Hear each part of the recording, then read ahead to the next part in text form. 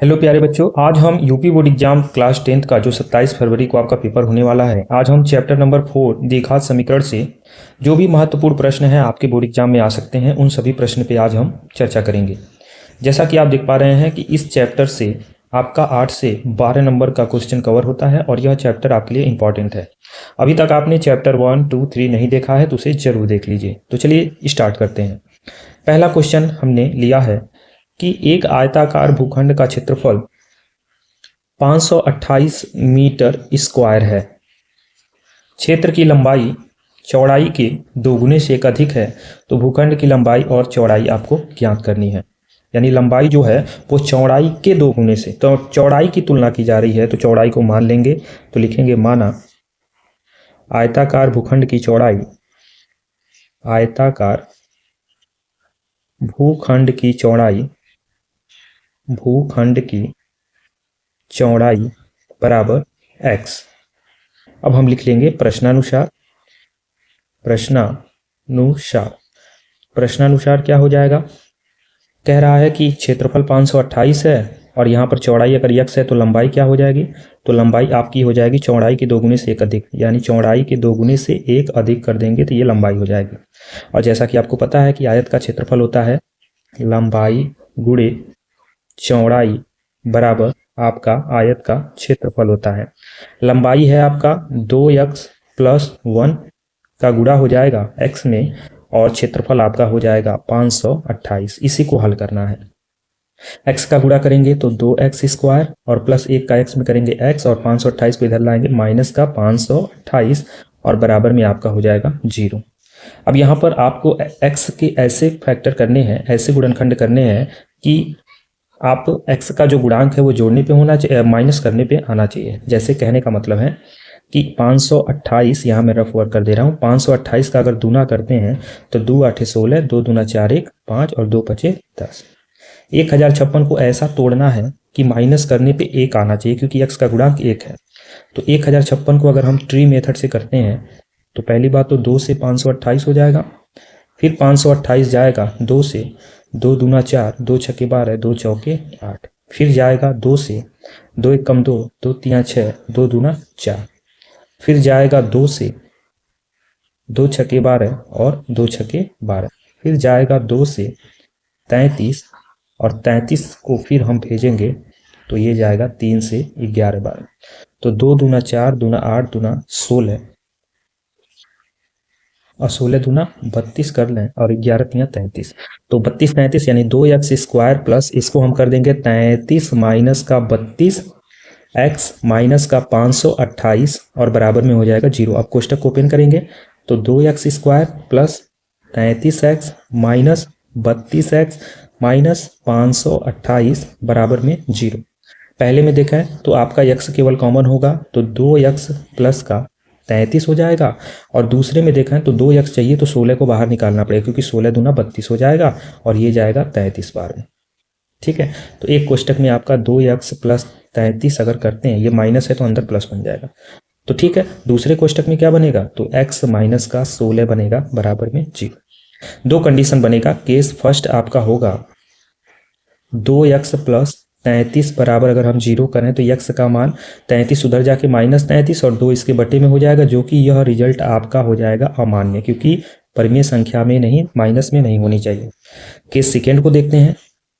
Case second अगर लेके चलते हैं तो x माइनस 16 बराबर अगर 0 है तो x बराबर माइनस 16 उधर जाके प्लस 16, यही होगा। और आपसे क्या पूछा है? आपसे पूछा है लंबाई और चौड़ाई, तो लिख लेंगे अतः भूखंड की चौड़ाई, जो आयताकार भूखंड है, भूखंड की चौड़ाई आपने क्या माना था? x माना था, तो x यानी 16 मीटर आपकी चौड़ाई हो जाएगी, और भूखंड की जो लंबाई होगी वो आपने माना था 2x प्लस 1, तो 2 गुणे 16 प्लस 1, 16 दूना 32, 1 33 मीटर आपका ये आंसर हो जाएगा लंबाई। तो इस तरह से आपके प्रश्न का आंसर हो जाएगा। आई होप आपको ये अच्छे से समझ में आ गया होगा। समझ में आ गया तो अब अगले क्वेश्चन की ओर बढ़ते हैं। यह भी एक अच्छा क्वेश्चन है और इसमें बात हो रही है कि दो क्रमागत धनात्मक पूर्णांकों का गुणनफल 306 है, तो पूर्णांकों को ज्ञात करना है। दो क्रमागत धनात्मक पूर्णांक है तो दोनों को मान लेते हैं। माना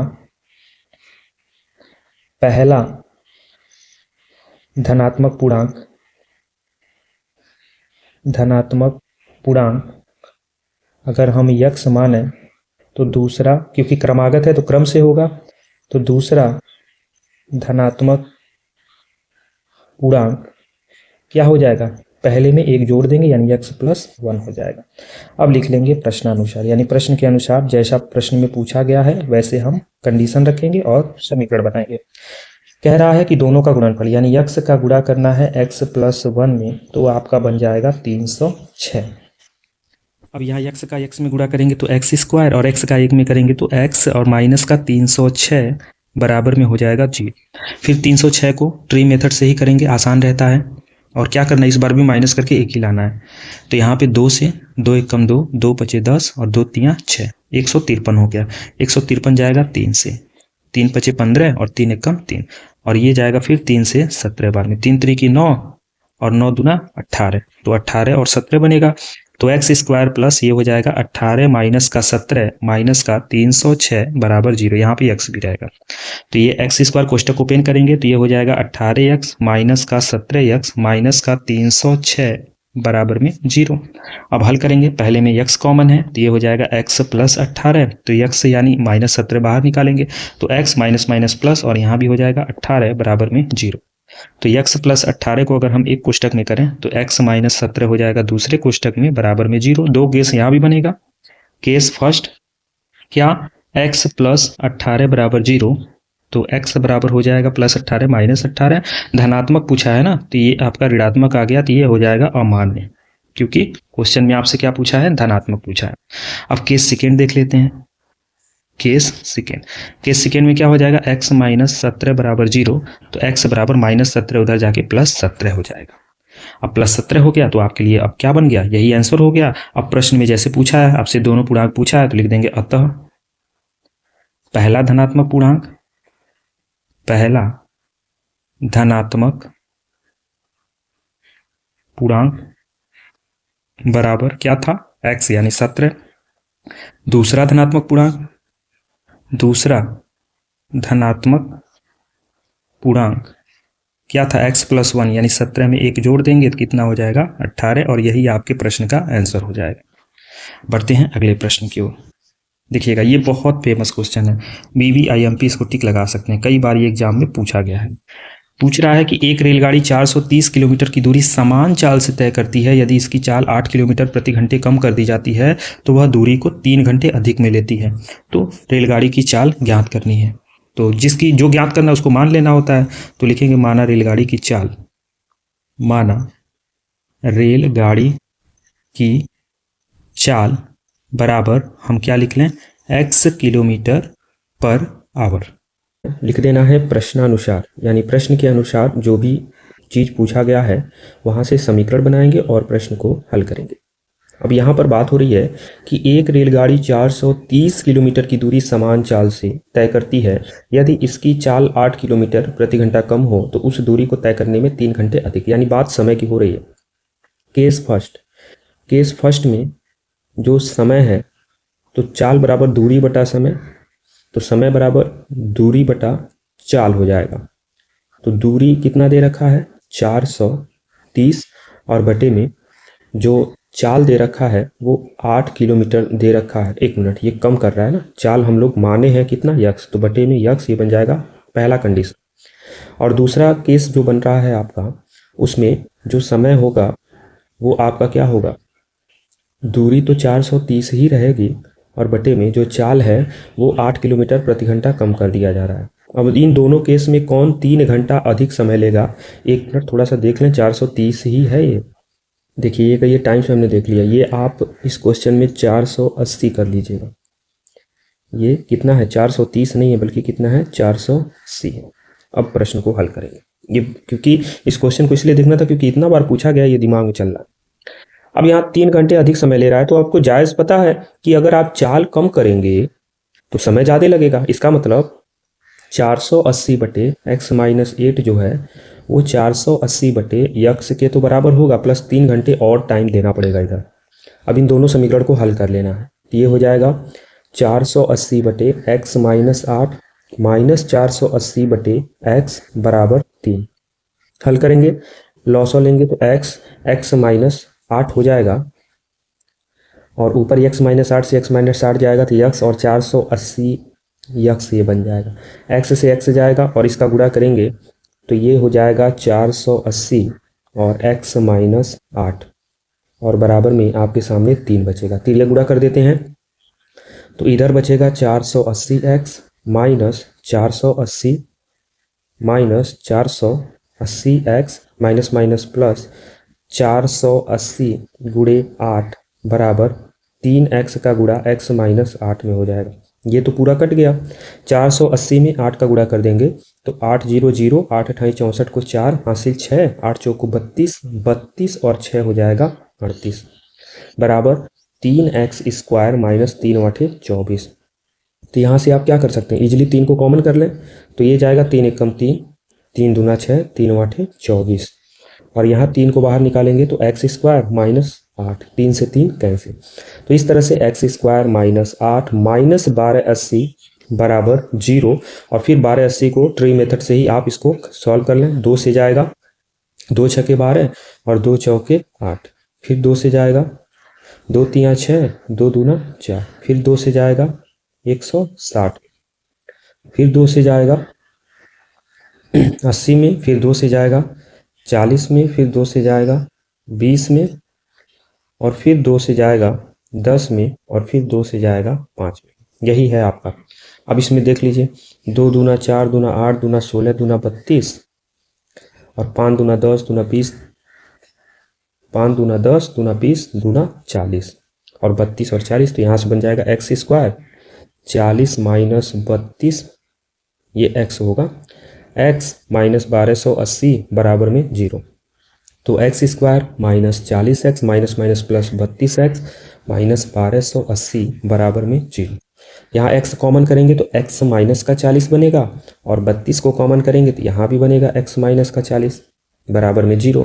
अब यहाँ से x माइनस का 40 एक कोष्टक में करते हैं तो दूसरे में x प्लस 32 हो जाएगा बराबर 0। दो कंडीशन बनेगा, अगर x माइनस 40 बराबर 0 लेके चल रहे हैं तो x की वैल्यू 40, ये तो ठीक है। दूसरा, अगर x प्लस 32 बराबर 0 लेके चल रहे हैं तो x की वैल्यू माइनस 32, जो कि अमान्य हो जाएगा क्योंकि प्लस में रिजल्ट होना चाहिए। अब आपसे रेलगाड़ी की चाल पूछा था तो लिख देंगे, अतः रेलगाड़ी की चाल आपकी कितनी आ जाएगी, यक्ष माना था यानी 40 और किलोमीटर पर आवर, ये आपका आंसर हो जाएगा। आई होप ये क्वेश्चन आप समझ में आ गया होगा। अच्छा क्वेश्चन है, जबरदस्त क्वेश्चन है, बेहतरीन क्वेश्चन है। अब हम लोग बढ़ेंगे अगले प्रश्न की ओर, जो कि एक और गजब का क्वेश्चन आपके सामने आ रहा है। अब आपसे पूछा जा रहा है निम्नलिखित समीकरण के मूल ज्ञात कीजिए। यहाँ से आपके 4 नंबर से क्वेश्चन अवश्य बनेंगे, एक क्वेश्चन तो जरूर आएगा। करना क्या होता है, जैसे 6x square minus x minus 2 बराबर 0, तो यहाँ पर जो 2 है ना वो c के जगह पे है, यानी कहने का मतलब आपका जो मूल है यानी जो वास्तविक होता है, वास्तविक समीकरण का जो प्रारूप होता है वो ax square plus bx plus c बराबर 0 होता है। मैं एक बार बता रहा हूँ, ध्यान से देखिएगा। इसके बाद में a और c का हम करते हैं आपस में गुणा, जो c का चिन्ह होता है वही b को डिसाइड करेगा कि हम प्लस करेंगे कि माइनस करेंगे, बस यही कंडीशन है। अब यहाँ जैसा कि 2 है, यहाँ पे अगर आप ध्यान से देखें तो -2 को अगर आप ध्यान से देखें तो इसका चिन्ह माइनस है, तो माइनस का मतलब हो गया कि ये जो यक्ष है वो भी माइनस में होगा। तो माइनस में होगा तो इसके लिए करेंगे क्या, पहले आपको यहाँ पर 2 और 6 का गुणा कर देना है। तो 2 और 6 का गुणा करेंगे तो 6 गुणे 2 करेंगे तो आपका हो जाएगा 12, 6 दूना कितना हो जाएगा 12, और 12 को ऐसा तोड़ना है कि 1 होना चाहिए, तो 4 तिया 12 और 4 में से 3 जाएगा तो आपका 1 आ जाएगा। चलो समझ गए। तो यहाँ पे हो जाएगा 4 माइनस का 3 x माइनस का 2 बराबर में 0। तो 6x square minus 4x minus minus plus का 3x माइनस का 2 बराबर में 0। अब इन दोनों में केवल x कॉमन होगा तो बचेगा 6x माइनस का 4, और यहाँ पर आप कुछ भी कॉमन नहीं कर पाएंगे तो 1 को कॉमन कर लेंगे। ठीक है, एक मिनट जल्दी में देखिए, आज पता नहीं क्या हो रहा है। 6 और 4 में आपका 2 कॉमन भी होगा, तो 2 तिया 6 और 2 दूना 4। तो ऐसे ही यहाँ पर 3x पहला मिल गया तो 1 कॉमन करेंगे तो 3x माइनस 2 बराबर में 0। अब यहाँ पर 3x माइनस 2 को एक कोष्टक में करेंगे तो 2x प्लस का 1 बचेगा, जो कि बराबर में 0 देगा। अब यहाँ से आप ध्यान से देखें तो 2 कंडीशन बनेगा कि 3x माइनस 2 बराबर अगर 0 है तो 3x बराबर 2 हो जाएगा, और x बराबर 2/3 3 हो जाएगा। और दूसरे कंडीशन में अगर आप ध्यान से देखें 2x प्लस 1 बराबर 0 है तो 2x बराबर -1 हो जाएगा और x बराबर -1/2 हो जाएगा। तो अतः इस समीकरण के मूल पूछे थे तो जो मूल होंगे वो 2/3 और -1/2 हो जाएंगे। यही इस प्रश्न का आंसर हो जाएगा। चलिए अगर आप समझ गए ठीक है, नहीं समझे तो अगले क्वेश्चन पे ध्यान दीजिए। ये भी आपका VVIMP है, इसको टिक लगा लीजिएगा, अच्छा प्रश्न है। ये करड़ी वाला पूछता है 4 नंबर में। इसमें वही सेम कंडीशन है जैसा कि हमने बताया। क्या बताया था कि यहाँ पर 2 का गुणा 3 में करना है, लेकिन ये करड़ी वाला है, इसको भी दिमाग में रखिएगा। तो 2 का गुणा 3 में करेंगे तो कितना हो जाएगा 6। अब ये 2 करड़ी में 6 है तो 6 को हम लोग करड़ी में 6 गुणे करड़ी में 6 लिख सकते हैं और दोनों को जोड़ेंगे तो 2 करड़ी में 6 भी आ जाएगा। कहने का मतलब 3x² माइनस 2 करड़ी में 6x प्लस 2 बराबर 0 आपका दिया है। तो यहाँ 3x² माइनस इसको कर सकते हैं करड़ी में 6 प्लस करड़ी में 6 x प्लस 2 बराबर में 0। 3x² माइनस करड़ी में 6x प्लस करड़ी में 6x प्लस 2 बराबर में 0। अब यहाँ से चीज़ों को आपको समझना है। कैसे? 3 दिया, 3 को आप लिख सकते हैं करड़ी में 3 गुणे करड़ी में 3 और 6 को लिख सकते हैं करड़ी में 2 गुणे करड़ी में 3। ठीक है, ऐसे 6 को लिख सकते हैं करड़ी में 2 गुणे करड़ी में 3 और 2 को लिख सकते हैं करड़ी में 2 गुणे करड़ी में 2 बराबर 0। सब करड़ी में हो गया। अब यहाँ देखिएगा करड़ी में 3 कॉमन हो जाएगा और x भी कॉमन जाएगा तो बचेगा करड़ी में 3x माइनस करड़ी में 2। वही सेम चीज़ करड़ी में 2 कॉमन हो जाएगा तो बचेगा करड़ी में 3, यहाँ x भी होगा ना, करड़ी में 3x माइनस करड़ी में 2 बराबर में 0। अब यहाँ से क्या हो जाएगा करड़ी में 3 माइनस करड़ी में 2 एक कोष्टक में और करड़ी में 3x प्लस करड़ी में 2 एक कोष्टक में बराबर में 0। 2 समीकरण यहाँ भी बनेगा तो करड़ी में 3 माइनस करड़ी में 2 ये x है बराबर 0। तो करड़ी में 3x बराबर करड़ी में 2 तो x बराबर हो जाएगा करड़ी में 2 बटा करड़ी में 3। दूसरे समीकरण को देखें तो करड़ी में 3 x प्लस करड़ी में 2 बराबर 0 तो करड़ी में 3x बराबर माइनस करड़ी में 2 तो x का मान हो जाएगा माइनस करड़ी में 2 बटा करड़ी में 3। तो यहाँ लिख लेंगे अतः आपसे क्या पूछा था मूल, तो मूल बराबर आपका आ जाएगा माइनस करड़ी में 2 बटा करड़ी में 3 और करड़ी में 2 बटा करड़ी में 3। यही आपका आंसर हो जाएगा। देखिए आज गलतियाँ बहुत सारी हो रही हैं। माइनस का गुणा करेंगे तो ये प्लस माइनस हो जाएगा। ठीक है, तो ये भी प्लस क्या हो जाएगा माइनस, ये भी प्लस हो जाएगा माइनस, ये भी प्लस हो जाएगा माइनस, ये भी प्लस हो जाएगा माइनस, ये भी आपका रिजल्ट आएगा प्लस में। तो दोनों आंसर प्लस में आएगा। इसको आप लोग सही कर लीजिएगा। ठीक है, पता नहीं आज क्या है बट कोई नहीं, हम लोग को क्वेश्चन समझना है।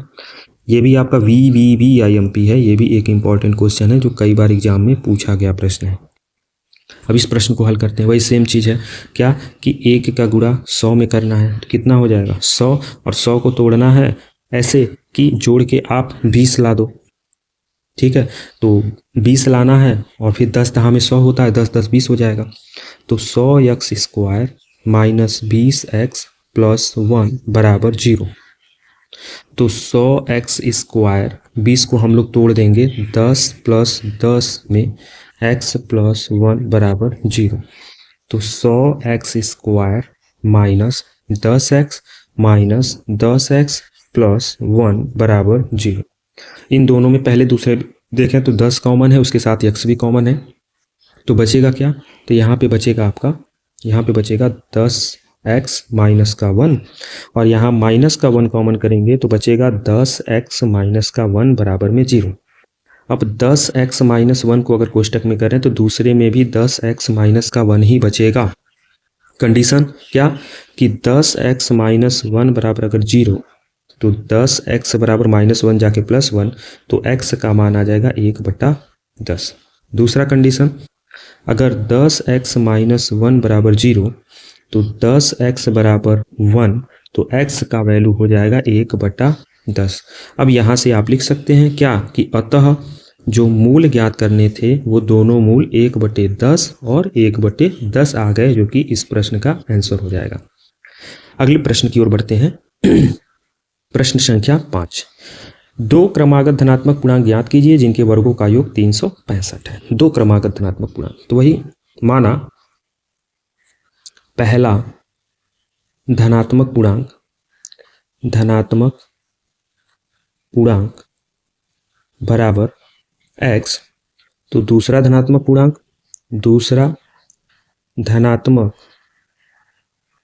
पूर्णांक बराबर क्या हो जाएगा, एक जुड़ जाएगा x plus 1।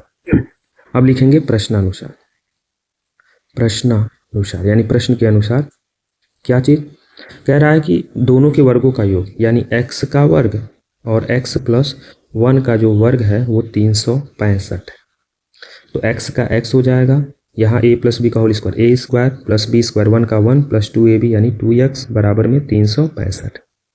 x square 2x square और प्लस 2 और यहाँ पर 365 में एक माइनस हो जाएगा इधर आके, यहाँ 2 कॉमन करेंगे तो x स्क्वायर प्लस x हो जाएगा और यहाँ 364 हो जाएगा जो कि 2 से कटेगा कितनी बार में, 2 1 कम 2, 2 8 16, 2 दूना 4, तो x square plus x minus 182 बराबर में 0, ये बन गया।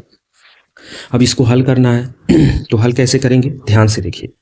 फिर 182 है, ट्री मेथड से करिए, 2 से जाएगा 2 9 18, 2 1 कम 2, 2 9 18, 2 1 कम 2, 7 से जाएगा 13 बार और हमको चाहिए क्या, 1 लाना, तो 7 दूना 14 13, तो x square plus 14 minus 13 x minus 182 बराबर में 0, तो x square plus 14x minus 13x minus 182 बराबर में 0।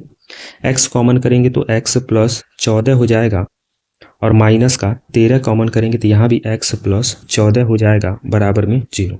अब यहाँ कंडीशन x प्लस 14 को एक कोष्टक में करेंगे तो x माइनस का 13 बराबर में 0, तो कंडीशन बनेगा x प्लस 14 बराबर में 0, तो x बराबर में माइनस 14 और क्वेश्चन में धनात्मक पूछा है तो ऋणात्मक आपका हो जाएगा अमान्य। दूसरा x माइनस 13 बराबर 0, तो x बराबर 13 और यही आपका सही हो जाएगा। और क्वेश्चन में आपसे क्या पूछा है, दो क्रमागत धनात्मक पूर्णांक पूछा है, लिख देंगे अतः पहला धनात्मक पूर्णांक आपने क्या माना था x, तो हो जाएगा 13 और दूसरा धनात्मक पूर्णांक आपने माना था x को एक जोड़ दिया था तो 13 1 हो जाएगा 14, ये आपका आंसर हो जाएगा। अच्छा प्रश्न था ये। अगले प्रश्न की ओर बढ़ते हैं। क्वेश्चन नंबर 6, एक समकोण त्रिभुज की ऊंचाई उसके आधार से 7 मीटर कम है। यदि कर्ण 13 है तो 2 अन्य भुजाएं ज्ञात कीजिए। अब यहाँ ध्यान दीजिएगा, ऊंचाई जो है आधार से, तो आधार से तुलना हो रही है तो आधार को मान लेंगे। माना समकोण त्रिभुज का आधार, समकोण त्रिभुज का आधार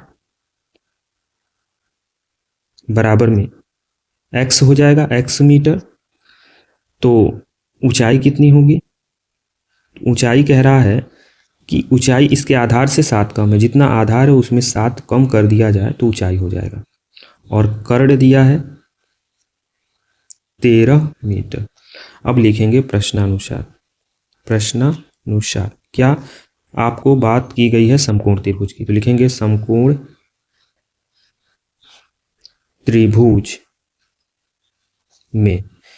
त्रिभुज में पाइथागोरस प्रमेय क्या कहता है कि कर्ण का स्क्वायर बराबर लंब का स्क्वायर प्लस आधार का स्क्वायर, ये कहता है। अब यहाँ पे यूज कर लेना, कर्ण 13 का स्क्वायर बराबर लंब मतलब जो ऊंचाई होगा तो x माइनस 7 का स्क्वायर प्लस आधार x का स्क्वायर।